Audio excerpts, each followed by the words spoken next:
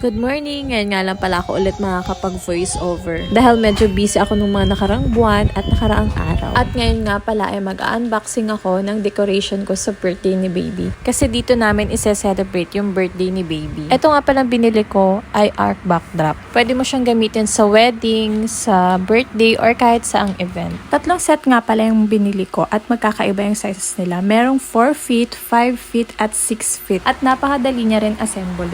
Ito nga palang birthday decoration ng baby ko ay DIY lang namin ng ate ko. Medyo kapos kasi kami ngayon sa budget, kaya eto muna sa ngayon. Basta ang importante na celebrate namin ang birthday ni baby. At naisip ko rin mag-DIY na lang kami kaysa mag-rent or mag-hire kami na magde-decorate. Total, magaling naman yung ate ko mag-decorate, kaya kami na lang yung gagawa. Ngayon nga pala, isinisimulan ko na siyang gawin. Wala nga pala yung ate ko dito. Nasa church ata siya ng mga oras na to. Ayan, makikita nyo, ipapasok lang siya sa butas, then papaikutin yung parang screw na magiging lock niya. Ganun siya kadali para mabuo mo yung isang art. Medyo na-disappoint lang ako dito nung dumating dahil may damage. Pero okay lang kasi lalagyan na lang namin siya ng cover. At makikita nyo talaga dyan maraming damage. Ito na nga, binubuo ko na siya at pinas-forward ko na lang yung video para makita nyo kung paano ko siya binuo.